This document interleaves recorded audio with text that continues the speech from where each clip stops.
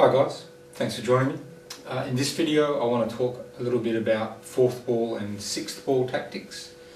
I've already gone into a fair bit of detail about third and fifth, so I should be able to keep most of this fairly brief and to the point. The idea behind the fourth and the sixth ball that I really want to talk to you about here is the idea of, I guess, taking the initiative from your opponent. What I mean by that is that I've talked previously on returning the serve, and when I talked about that, the idea was trying to use your returner serve to, I guess, gain the initiative, whatever that may be, so that you can play the rest of the point in the way that you're most comfortable and that hopefully is uncomfortable for your opponent. So that was the idea behind the returner serve. What I want to deal with here is I don't really want to exactly follow on from that, because if you do take the initiative with your returner serve, you're now heading into really what I talked about in the third and fifth ball, where you're now in control and you're looking to do whatever you want to do and impose your will because you took the initiative away from your opponent. So I've already really covered that. So what I want to cover here in this particular fourth and sixth ball video is I want to talk about the situation where you've returned serve, but you haven't returned it well enough to take the initiative away from your opponent. So you can't go straight to third ball, fifth ball mode and start being ready to basically dominate your opponent. Your return wasn't good enough. So what's actually happening is your opponent has the initiative, he has the ability to put you under more pressure. Or the easy way to say is kind of at this stage in the rally, the odds are in his favour. He's likely to win the point, or at least more likely to win the point. Not necessarily dominating you if you've done a really terrible returner serve, but it's slightly in his favour because you couldn't put your returner serve quite as good as you wanted. So he's a little bit in control. Okay, and what we're looking about is how can we take that control back and get into doing whatever we want to do, whether that's attacking, playing certain shots or certain patterns. And that's really what I want to talk about here. Okay, so the idea is that, as I said, the opponent's slightly in control and we want to take this initiative from him and we want to gain control of the point. So what we've got is we've got a couple of choices that we have to, I guess, weigh up. And although I don't explicitly, in the middle of the point, think of this, this is roughly what's the idea behind it. So my opponent has served, I've returned served, not badly, but not good enough to stop my opponent following up with something strong that allows him to keep initiative. And now I have a decision to make. I want to take control back. So I have to decide, do I want to try and do it with something that's, I guess, safe and not too risky, which would be at one extreme of the spectrum, or do I want to move up and take more risk, depending on my options, up into the limit of something that's very aggressive and very risky, but may be more effective at taking control back. So it's kind of like it's like a spectrum, or it's like a line where you think here is my safe option, where I'm not very likely to miss the ball, I'm not too likely to make a mistake, and over here is my very aggressive option, where there's a reasonable chance that I will make a mistake, okay, trying to execute it. I'm taking a bigger risk. Now, I'm not saying ideally. Now, when somebody usually says this to you, when you say, okay, there's a very safe option and a very risky option, and the ones in between that get riskier up to a very one. So the safe option might be my opponent attacks and I, on my fourth ball, I block the ball. And I give it just the full face of the bat and I aim for the middle of the table, just to put it back on the table, give myself the maximum chance putting the ball back. That's probably, say, my safest option. My riskiest option might be to try and counter loop off the bounce.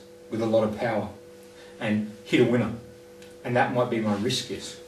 So safest and riskiest. In between, there's different stages, such as I could block but angle the block, make him move. I could block but aim for his playing elbow. That's again a little bit riskier because you might miss, but a little bit more effective. I could block but with a little bit more power, or a little bit of topspin kick, just a little bit adding on to make it kick. All of these things make it a little bit more riskier, but also the chances of me getting control back are more effective. Okay, so usually when people talk about this, they think, okay, my very safe option is the least effective, my very risky option is probably the most effective, and in between, as it gets riskier, it probably gets more effective. Now that's I think not exactly true. Okay, and the point I'm trying to make is sometimes the safer option, if you choose the right option, the safer option can still be very, very effective, and almost effective is something that's a lot riskier. Okay, that depends on what's coming at you. It also depends a little bit on your opponent and knowing what his weaknesses are, and also depending on what your abilities are. But to give you an example of that, let's say, I'm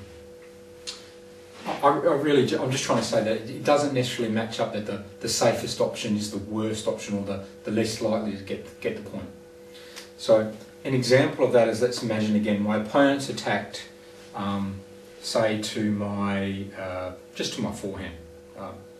Okay, so it's coming to my forehand and I have options here. Now, I could block, okay, and if I block to the middle of the table, that's probably not going to be very effective. I'm not going to be very likely to take the initiative back. Okay, we know that.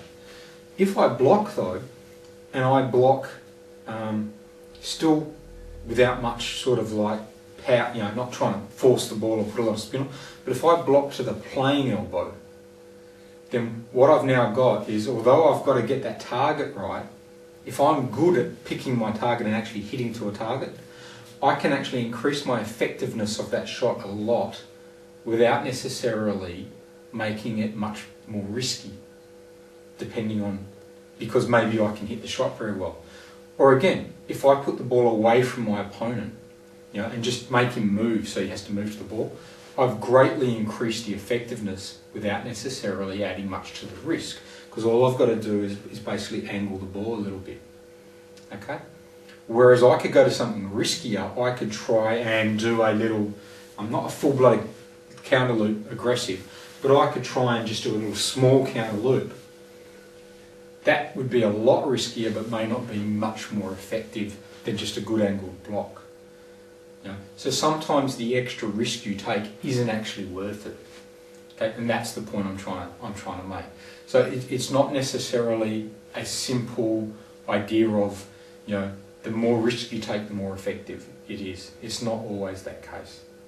Okay, so, but getting back to what I was originally saying, the idea is you've got to know a little bit about your opponent, you've got to know a little bit about your own strokes and your own patterns. And what you're trying to do is you're trying to pick, at that point in time, your most effective option for the least amount of risk. And it will change, So again, taking the example of the opponent looping the ball to my forehand, perhaps for me, my most effective option is to block wide to his forehand and cut the sideline. Now, that may be most effective for one point. But if I do that over and over again, my opponent will start to expect it, it's going to get less effective. So I have to mix things up to keep everything effective, is my point. So as well as blocking wide to the forehand, I would block to his playing elbow, perhaps down the backhand occasionally. I might do a little counter loop. Occasionally I might step back and try and do a big counter loop. I might twiddle occasionally and chop block it with the long pips, or roll back with the long pips. And the idea being is that all of these are my options, and some of them are going to be riskier and some of them will be more effective if I don't make a mistake, and if I always use the same option, it'll get less and less effective. So I have to use different things to make them all worthwhile. The trick is knowing, I guess, your own strengths and your opponent's problems so that you can always be getting the most bang for your buck, always getting the most value for the particular option you're playing. Alright? So that's what we're trying to do in the 4th and the 6th ball. And the more, I guess, the more safe you play it, safety's going to keep the ball going, but it's going to probably give the opponent a chance to keep coming at you, keep attacking you. Okay? More risky stuff, you know, taking big counter loops, you're going to make possibly a lot of mistakes and give the opponent too many free points. So you have to be working in your effective area. So in this sort of case here, where I would be looking at is I'd be thinking, okay, my opponent's attacked me to my forehand. Most of the time, I'm going to block, you know, and do a block to the 3 locations wide, to his playing elbow, maybe occasionally to his backhand, just to test the backhand out a little bit.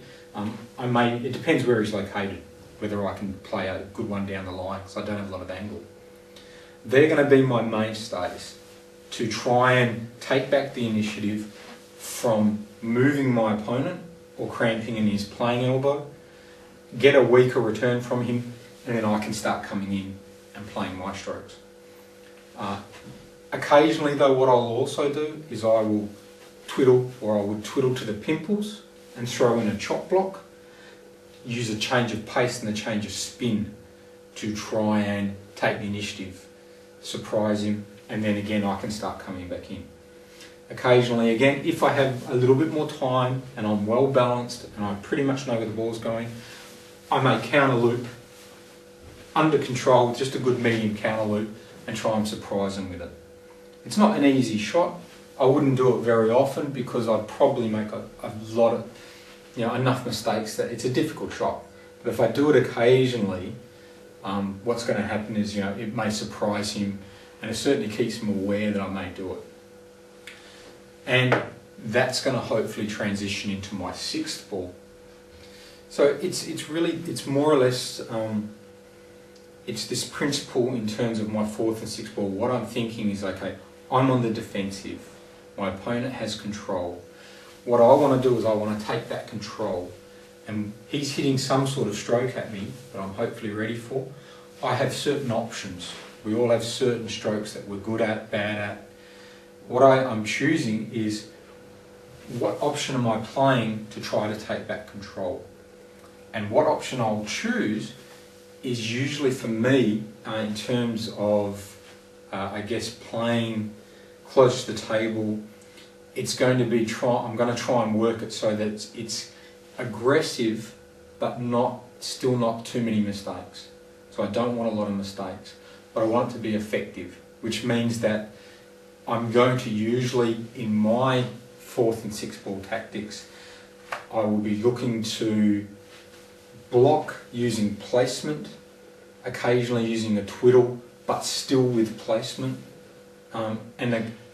Even so often, about as often as I would twiddle, I may try and actually counter-attack it. And again, still using placement, but what I'm looking for there is it's this thing of, rather than just passively putting the ball back, letting my opponent keep attacking, I want to take back initiative. I will do that via a safe block. The block itself is a safe option, but I'll use my placement to hopefully slow my opponent down, make him move, give me a chance to get a weaker return from him that I can then come in and attack. I will occasionally use the twiddle and use the change of spin and change of pace to do the same effect.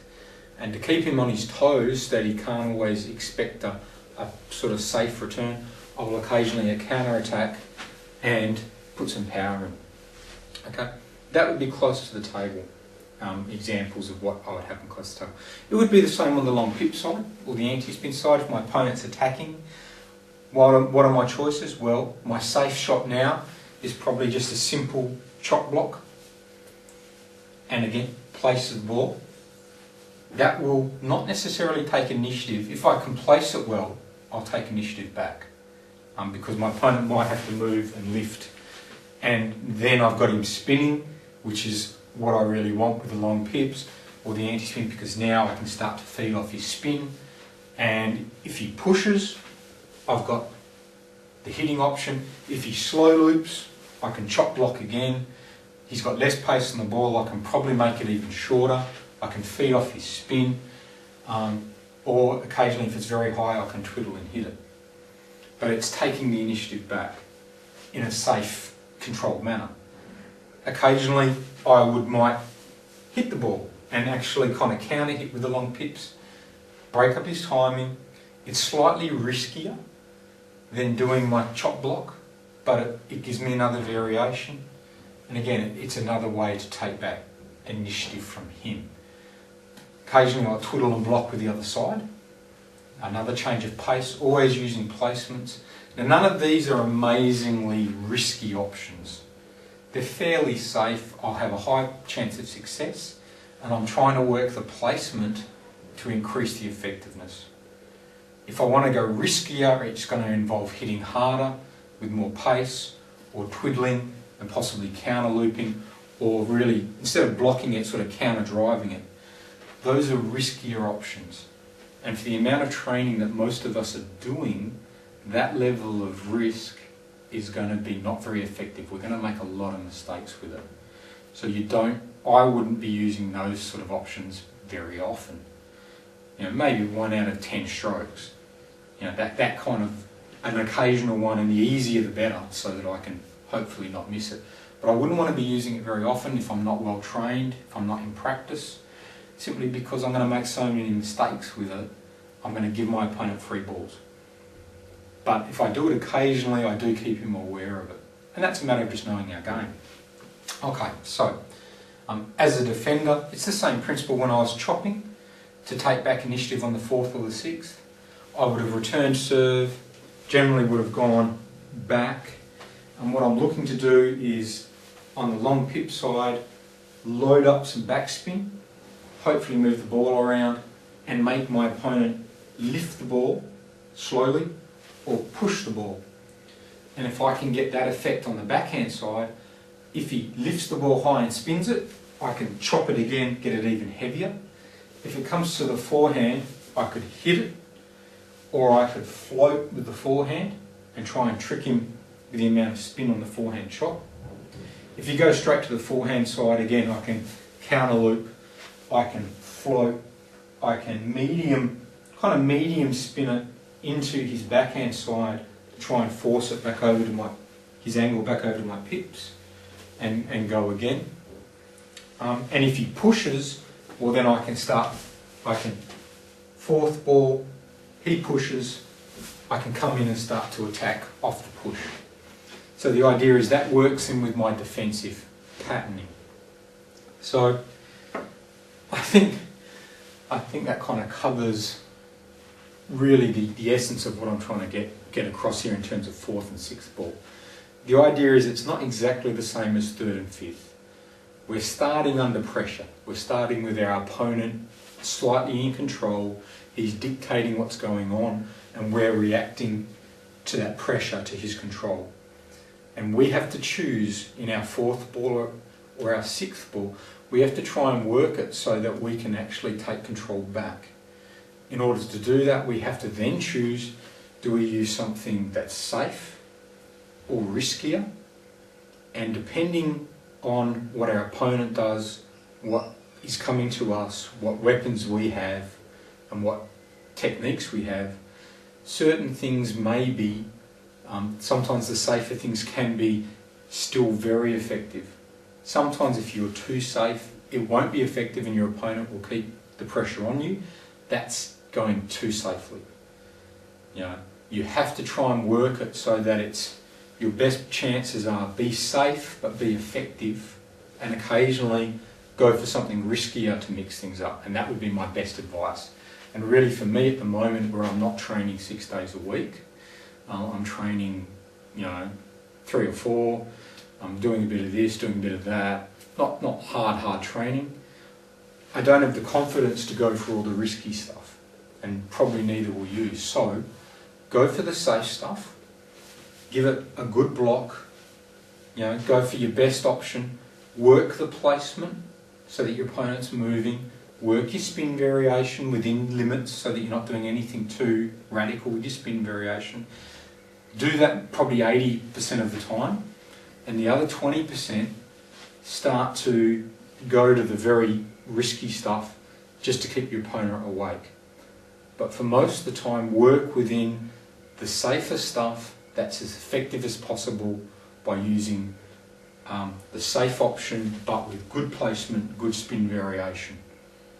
And that's the best way, I think, for people who aren't training a lot, that's the best way to take the initiative back, because you're not taking big risks, you're not trying to do anything too risky, too aggressive that's going to make a lot of mistakes, but you are still using sensible options to take the initiative back from your opponent. Okay, so again, thanks for listening, and I'll be back soon with another video.